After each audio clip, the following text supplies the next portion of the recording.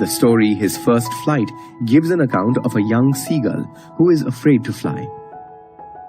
The story goes on to show how eventually, with his mother's help, the young seagull conquers his fear and completes his first flight in triumph.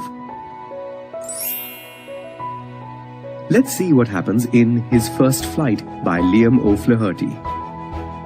The young seagull stood alone on the ledge. A day ago, he had watched his brothers and sisters take their first flight. Though their wings were shorter than his, they had run to the brink and then jumped. His mother and father called to him shrilly, threatening to let him starve if he didn't jump. But he was afraid to jump. It was such a long way down, and he was sure his wings would never support him. So now he was alone on the ledge under the blazing sun. He hadn't eaten anything since last night. All morning he had watched his parents teach his brothers and sister. He had seen his older brother catch his first fish. They had also teased him all morning from their perch on the opposite cliff. It was very hot, and the seagull was very hungry. He walked to the edge of the cliff and pretended to be asleep, hoping his family would notice him. But his brothers and sister were sleeping. His father was cleaning his wings. Only his mother noticed him. Now and again, she would tear a piece of fish and then scrape her beak on the stone to sharpen it. Seeing this, the young seagull, mad with hunger, let out a cry.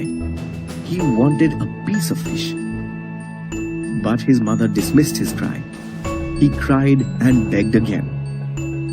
Then he screamed with happiness when he saw his mother flying towards him with a piece of fish. But she stopped near his ledge.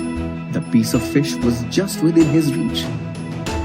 The young seagull jumped forward to snatch the piece of fish. He screamed as he fell. Terror seized him. His heart stopped. But it only lasted for a minute. Then his wings spread. He felt their tips cutting the air. He wasn't falling, but soaring in the wind. He no longer felt afraid. Flapping his wings, he flew upwards. His family joined him, emitting loud screams. Forgetting that he had been afraid to fly, the young seagull now dove, curved, and soared in the air. He was close to the sea now. His family were already on the water and called for him to land. The young seagull did so. His legs sank in the water. Frightened, he screamed and tried to rise. Then his belly touched the water. He was no longer sinking, but floating. His family now praised him, bringing him bits of fish. Thus, the young seagull, with his family's help, overcame his fear and accomplished his first flight.